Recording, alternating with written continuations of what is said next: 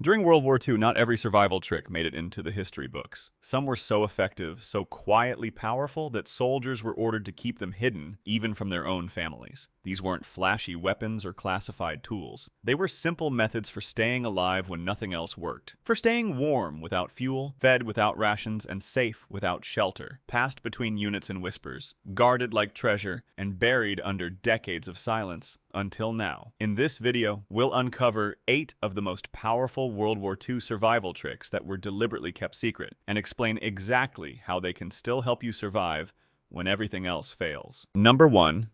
Tin can water condensation trap.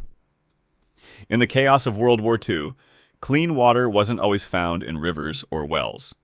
Bombings destroyed pipelines. Fields were poisoned. And in some occupied areas, even approaching public fountains meant risking your life. So soldiers on the front lines, as well as civilians trapped behind enemy lines, had to get creative, turning everyday objects into lifelines. One of the simplest and most ingenious tricks came from something found in nearly every soldier's rations: a tin can. They'd take 2 used cans, usually from beans, meat, or soup, and clean them thoroughly. One was left intact to collect water. The other was cut open or punctured to form a hollow chamber. The key wasn't in the metal itself, but how it was used. These cans were placed in shaded or damp environments, sometimes under trees, other times inside abandoned buildings with moist ground. A strip of cloth, often from a uniform sleeve or bandage, was soaked and draped between the 2 cans, connecting them like a bridge. This cloth acted as a conductor. It pulled moisture from the humid air or the wet ground through capillary action. As the moisture moved through the cloth and touched the cooler surface of the can, it began to condense, tiny droplets forming slowly, almost invisibly. Over the course of hours, the lower can would start to fill with water. It wasn't fast, it wasn't pretty, but it was water, and in many cases, it was clean enough to drink after a quick boil or filtering through charcoal or cloth. What made this trick powerful wasn't just the result, it was how quietly and safely it could be done. No digging, no smoke, no fire, no risk of being spotted. It worked even in places where there was no access to flowing water at all. Civilians in ruined cities, resistance fighters in hiding, and soldiers stuck in scorched forests, they all used variations of this method to survive another day. And even today, this trick still works. Whether you're in a blackout, stranded on a trail, or simply testing your emergency setup, all you need is a couple of empty cans, a strip of cloth, and patience. Because when the faucets stop running and bottled water disappears from store shelves, remembering how to pull water from thin air might be one of the most valuable survival skills you'll ever have. Number 2. Sardine can oil lamps. During World War II, light was more than just comfort. It was security, warmth, and survival. But in bombed-out towns, blackout zones, and forested hideouts, electricity wasn't just unreliable, it was gone. Soldiers and civilians alike had to rely on whatever they had left. And sometimes, all they had was an empty sardine can. Long after the fish were eaten, the oil inside wasn't thrown away. That golden liquid, often dismissed as waste, became a precious resource. With no candles and no power, soldiers learned how to turn sardine cans into makeshift oil lamps, a trick passed from trench to trench, bunker to bunker, and eventually even into civilian homes. The method was deceptively simple. First, they'd save the leftover oil from the sardine tin. Even a few teaspoons could work. Then, a strip of cloth, often torn from a bandage, sock, or uniform, was twisted tightly to form a wick. One end of the cloth was dipped into the oil, while the other was draped over the edge of the tin and lit with a match, flint spark, or coal ember. Once lit, the cloth slowly pulled oil up through itself, acting just like a candle wick. The flame wasn't large, but it was steady. It gave just enough light to write a note, read a map, prepare a small meal, or calm terrified children in a dark room. One sardine can lamp could burn for an hour or more, longer if topped off with oil from preserved meats, bacon drippings, or even leftover cooking grease. This trick spread fast. Soldiers stationed in frozen bunkers began saving every drop of cooking oil, not for food, but for light. Families hiding in basements used the same method when blackout curtains weren't enough. And in some of the darkest nights of the war, this tiny, flickering flame brought more than just visibility. It brought hope. Today, it still works. In a blackout, after a storm, or in a long-term emergency, a small tin of oily fish or meat might be more valuable than it looks. Not just for food, but as a source of warmth, light, and psychological survival. Because when the power grid disappears and the night closes in, even the smallest flame can push back the darkness, especially when that flame comes from something most people would throw away. Number 3. Rope from uniform strips. In World War II, there were no second chances when gear failed. If a strap broke, a bag tore, or a supply bundle slipped into mud, there wasn't always a replacement waiting. For soldiers cut off from supply lines or civilians hiding in bombed-out homes, even the most basic tools, like rope, became rare and irreplaceable. So they made their own. When rope ran out, they turned to something they had in abundance: fabric. Specifically, old uniforms. Uniforms that had been torn, soaked, or burned around the edges weren't discarded. Instead, they were repurposed. Every sleeve, trouser leg, and shirt tail became raw material. Soldiers and civilians alike learned to slice the cloth into thin, even strips, about the width of a finger. These strips were then twisted together in tight braids, often by hand, sometimes using sticks or poles to anchor and pull. The tighter the weave, the stronger the rope. 3-strand braiding was common, the same technique used in fishing lines and old village cord making. When done right, a single length of braided uniform could hold the weight of a ration sack, secure a shelter flap, or even be used to lower supplies down steep embankments. In colder areas, this homemade rope was used to bind together logs, hang drying clothes, or reinforce sleds and handcarts. This wasn't just improvisation, it was necessity. And it wasn't limited to soldiers. In war-torn cities, mothers stitched rope from their children's outgrown clothes to tie firewood bundles or create makeshift fences around gardens. In resistance camps, scouts used cloth rope to secure hidden compartments or wrap fragile glass bottles filled with kerosene. What made this survival trick so powerful wasn't just its usefulness, it was its accessibility. You didn't need tools, nails, or money. All you needed was your own worn-out gear and a little patience. Even today, this method still has value. In any prolonged emergency, where hardware stores are closed, deliveries stop, and supply chains break down, rope will disappear quickly. Knowing how to make your own from clothing, blankets, or even sheets could be the difference between a functioning shelter and a collapsed tarp in the rain. It's a reminder that survival isn't always about gadgets or gear. Sometimes it's about what you're willing to rip apart and rebuild with your own hands when the world refuses to help. Because in war, they didn't just wear their uniforms, they turned them into tools. Number 4. Flour paste fireproofing. In the cities and villages torn apart during World War II, fire wasn't just a threat. It was a guarantee. Bombings turned neighborhoods into rubble. One spark could ignite an entire row of wooden homes. And when fuel lines were exposed, or enemy shells struck too close, there was no warning. But in those moments, when fire crept closer and water was nowhere to be found, some soldiers and civilians reached for something completely unexpected: flour. Not to eat, but to protect. They learned to make a thick, sticky paste using nothing more than flour and water. This wasn't food, it was defense. When applied to fabric, canvas, or wood, this paste dried into a dense coating, almost like hardened clay. It didn't stop a direct hit, but it slowed flames, it smothered sparks, and it gave people time, sometimes just enough, to escape or fight back. Soldiers stationed in wooden guard posts would coat the outer flaps of their tents in flour paste before nightfall. Civilians reinforced window curtains and attic beams, especially in older homes built from dry timber. Even farmers who hid grain in barns began brushing the paste onto wooden walls to delay fire if a raid ever came. The trick was simple. A few handfuls of plain flour were mixed with water until a thick, glue-like substance formed. Then, using old rags or even bare hands, it was smeared across the surfaces most vulnerable to flames. Once dried in the sun, it became a crust. Not pretty, not smooth, but strong, and surprisingly effective. Some even went a step further. They mixed in crushed eggshells or clay dust to strengthen the coating.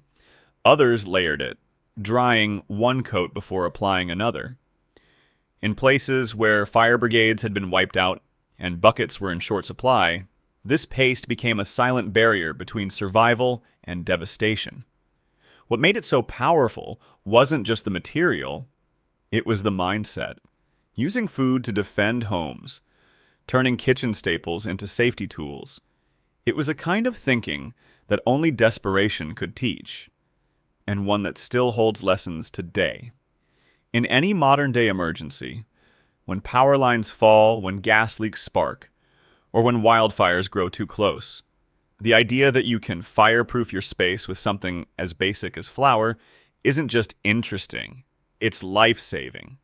Because when everything burns, what you do before the fire arrives is all that matters. Number 5. Dry brick heating beds. In the freezing nights of World War II, warmth wasn't a comfort. It was a question of survival. Bombed-out homes offered no insulation. Refugees slept on bare floors. Soldiers dug into frozen earth with numb fingers. Firewood was rare, and the little fuel they had was saved for cooking or emergencies. But there was one quiet trick, passed along by those who had nothing but dirt, stone, and desperation, that gave warmth without wasting fuel. They called it the heating bed, and its core was nothing more than a dry brick. It began with the oldest principle of heat retention, thermal mass. Soldiers would collect bricks, rocks, or even broken tiles, anything dense that could hold heat. These were placed beside fires during the day, absorbing warmth as the flames burned. Then, just before the fire was extinguished for the night, those bricks were carefully wrapped in cloth, sometimes wool, sometimes burlap, whatever was available, and tucked under bedding or inside sleeping areas. As the night dragged on and temperatures dropped, the bricks slowly released the stored heat, radiating warmth into cramped shelters, under collapsed rooftops, or inside dirt-dug trenches. One brick wouldn't heat a room, but it could keep your hands warm. 3 bricks at the base of a cot could stop frostbite in your toes. And if you had 5 or more, lined under a blanket or haymat, it was the difference between freezing and sleeping. Civilians trapped in winter blackouts adopted the same method. Grandmothers in farmhouses lined their children's beds with brick-filled baskets. In city basements, refugees who couldn't risk a visible fire still found ways to warm bricks using stove remnants or hot coals, then carried them wrapped in towels like precious cargo. This trick didn't require gas, electricity, or even firewood every night. Just a way to heat during the day and the wisdom to store that heat for when it mattered most. Today, this method is still entirely possible. In a blackout, when heaters fail and fuel is gone, a few bricks from your garden or garage, warmed over a fire or even in the oven, can keep your family warm through a cold night. It's silent, reusable, and shockingly effective. Because during war, they didn't just survive the night by firelight, they survived by holding on to the heat long after the fire went out. Number 6. Crushed chalk for hidden food trails. During World War II, survival wasn't always about food or fire. Sometimes it was about finding your way back to it. When cities were flattened and forests turned into hiding places, soldiers and civilians often had to bury supplies, split up from their groups, or send someone ahead for scouting.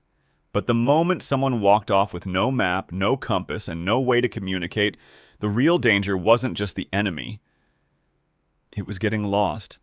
Supplies could vanish forever, not because they were stolen, but because no one could find the way back. So they created a system, a quiet one, a clever one that used something found in every abandoned schoolhouse, ruined church, or shattered village: chalk. They'd grind it into powder, often white, sometimes yellow, using rocks or metal. Then they'd mix it with a few drops of water or vinegar to form a paste, thick enough to smear with a fingertip. But these weren't big arrows or signs meant for anyone to read. These were coded marks, subtle slashes under tree bark, dots on rocks, or tiny streaks on fence posts. In daylight, they blended in. At night, they seemed invisible, but under moonlight, or when touched by water, or viewed with a flashlight beam at just the right angle, they glowed faintly, enough for someone who knew what to look for. Not enough to give away a hiding spot to a stranger. Soldiers used these markings to find where food had been buried beneath leaves or snow. Resistance fighters marked paths through enemy territory, allowing safe return through winding terrain.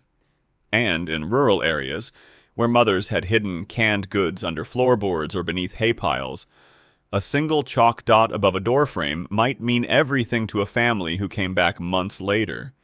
Even more powerful was the code system they created. A triangle meant danger. A single line meant food. A circle with a slash meant already taken. This way, those who found the trail could understand the message without needing to speak, without needing to risk being overheard.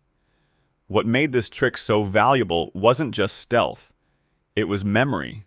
In a time when fear erased directions and trauma blurred landmarks, chalk gave people a silent way to remember where they'd been and how to return.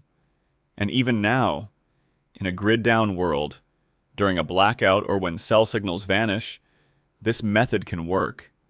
It costs nothing. It makes no sound, and it disappears when it needs to. Because in a war where survival meant hiding everything, even your own footsteps, they learned how to leave a trail that only the right eyes could follow. Number 7, bar soap perimeter alarms. In the silence of war, danger rarely announced itself. It crept through the trees, slipped between ruined buildings, and approached under the cover of night. For soldiers in unfamiliar terrain and civilians hiding in makeshift shelters, the threat wasn't always visible, but it was always near. And when voices couldn't be raised and gunshots would reveal your position, early warning became more important than firepower. That's when something as ordinary as a bar of soap became a lifeline. Soap was rationed during World War II. It was valuable for hygiene, but for some, it became an unexpected security tool. The trick was simple, brilliant, and almost entirely silent. Soldiers and resistance fighters learned that a soft bar of soap could be turned into a primitive alarm system using just a few pins, nails, or pieces of scrap metal. They'd take a standard bar of soap, slightly softened by warmth or water, and press metal shards or sharp fragments into its surface, leaving them partially exposed. Then using thin wire, string, or even twine made from shredded cloth, they'd connect the soap trap to a doorway, a tree, or a hidden path leading toward their camp. The principle was basic. If someone or something disturbed the tripwire, it would yank or rotate the soap bar slightly, causing the embedded metal pieces to clink, snap, or even drop onto a hard surface, making just enough noise to alert someone nearby. No explosives, no electronics, no light. But in the deep silence of wartime forests or bombed-out neighborhoods, even a faint clink of metal could mean the difference between being caught off guard and having a few seconds to react. This trick spread through frontline trenches and civilian resistance networks alike. In occupied cities, people used it inside homes to guard stairwells or basements. In rural camps, it protected food storage and sleeping quarters. The soap could be disguised, reset, and reused.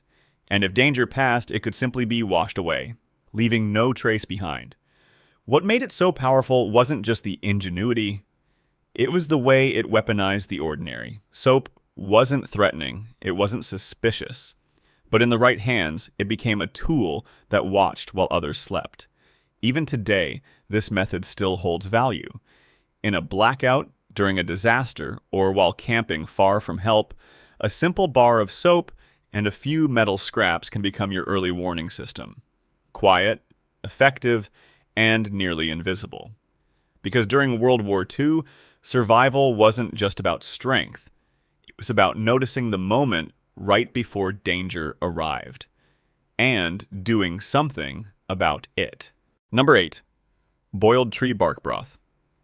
In the harshest winters of World War II, food was no longer measured in meals. It was counted in sips, scraps, and silence. Entire towns ran out of flour. Farmlands were seized. Supply lines were bombed. And when even boiled potatoes became a memory, families turned to the one source of nourishment that no soldier could steal and no storm could destroy: the trees that stood around them. It wasn't about eating the bark. It was about surviving with what it could give. Soldiers and starving civilians alike learned that certain types of tree bark, especially from pine, birch, and elm, could be stripped, boiled, and consumed as a thin broth. The inner layer, just beneath the rough outer shell, contained small amounts of starch, minerals, and fiber. Not enough to fill the stomach, but just enough to keep the body moving. One more hour, one more day. The process was simple but deliberate. Strips of bark were carefully peeled with knives or broken stones, cleaned of dirt, then placed into boiling water. Sometimes they added herbs, salt if they had it, or a pinch of dried grain to stretch the flavor. But often, it was just water and bark, nothing more. The bitter liquid that resulted was sipped slowly, not for taste, but for survival. In frozen forests and abandoned basements, this broth warmed more than just the body. It gave people a task, a sense of control, a reason to keep the fire going even when the food was gone. It wasn't a recipe, it was a refusal to give up. Today, few would ever think to use a tree for food.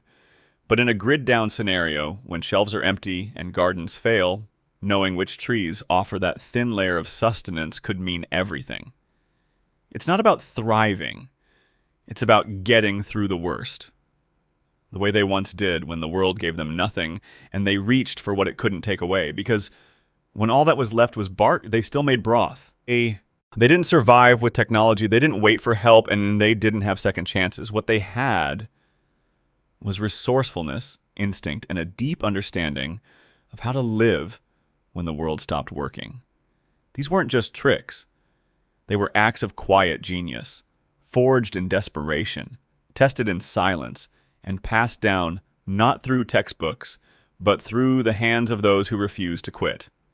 Today, we stand in a world that feels stable, until it isn't. Supermarkets, power grids, and tap water are luxuries we take for granted. But the truth is, they were never permanent. And when that moment comes, whether it's a blackout, a collapse, or something we never saw coming, the people who remember these forgotten lessons won't panic. They'll prepare, they'll adapt, and they'll survive. If you believe knowledge like this should never disappear, if you want to be ready, not scared, if you respect the wisdom of those who live through the worst, then you're exactly where you need to be. Subscribe now and become part of the generation that remembers what the world tried to forget.